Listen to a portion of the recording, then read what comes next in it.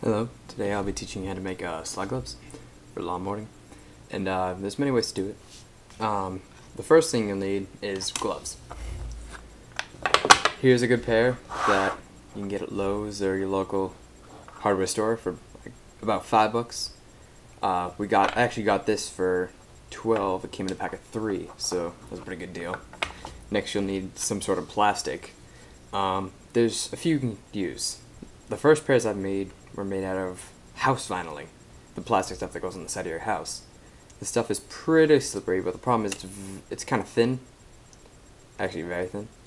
So I mean, they're good for beginners. They're good for a few. My first pair that I used out of this lasted for about 6 months before they started getting too ripped and banged up. So I moved on to this plastic. This is a plastic cutting board that I got at the dollar store for about $2. See, it's a lot thicker, a little bit slippery. Not as slippery, but it does, once it wears down, it becomes a little smoother and easier to slide on. But you get that, and then you'll need for tools hot glue gun, like this. You'll need industrial strength Velcro that I put on these gloves. You need industrial strength Velcro, and you'll need some sort of saw, whether it be a hacksaw, a jigsaw. What I use for most of my pucks to make these perfect circles, I use a circle saw. It's a little bit that you put on your drill and it makes perfect circles. But you can use a band saw or a table saw. Those are a little harder to use because they're so big, but they do cut easier. So what you'll want to do first is you'll want to take your cutting board, or whatever you're using, you're going to want to chop it into first you'll want to trace out the designs you want. When you're using the circle saw, there's really no other choice. But for these, I made a square, too, to go along here. And so you trace that out on the cutting board, and then once you have that all traced out, you take whatever saw you're using and you cut it out. And then you'll want to take some sander and sand along the edges because those will be a little rough. As you can see, still a little rough. But so once you have that all cut out, you'll take that and you'll put the Velcro on it. Doesn't really matter whether you put the plasticky side or the fuzzy side on. Doesn't really make a difference. You'll put that on the plastic. And then for the glove, what you want to do is, instead of just plastic it on, because there's an adhesive on the back of the Velcro, it does work okay for the puck, but not so much for the glove. So what you want to do is you want to hot glue that on.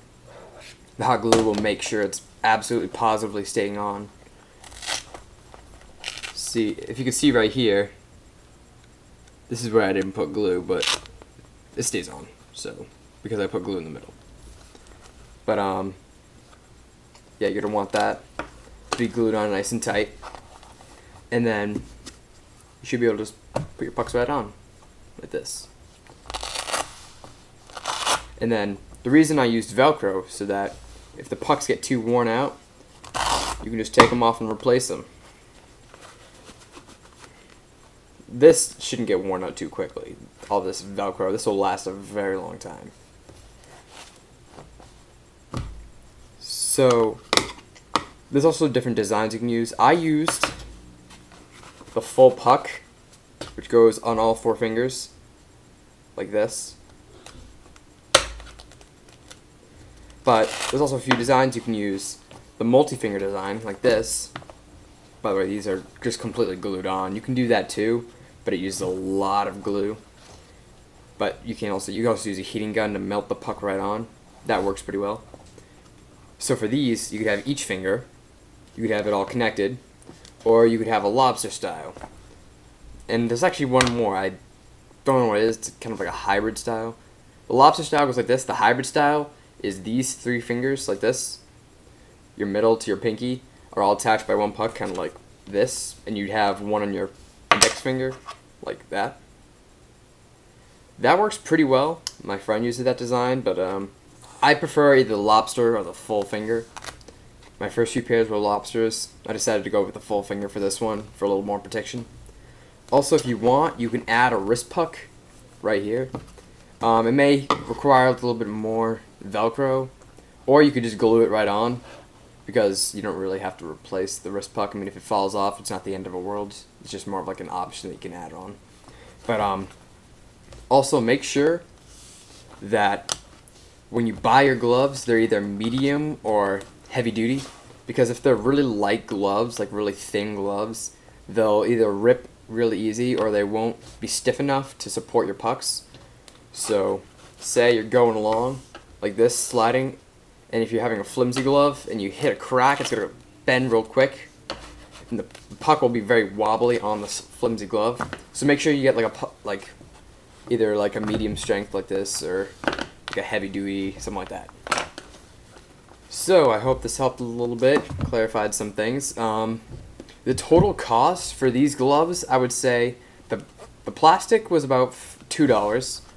The gloves were about $3. This is just a single pair, not like this that came in a pack. The gloves were about $3. The Velcro was about, I'd say $5-ish. So overall, it was about $10 for a pair of gloves. These gloves are really good. Like, I just tried them today, and they held up amazingly. And I thought they were like really good. These gloves are designed a little bit like the loaded racing gloves, so that's why I think they held up pretty well. But that's how you make slide gloves. If you have any questions, you can shoot me a message or something like that, and have fun sliding.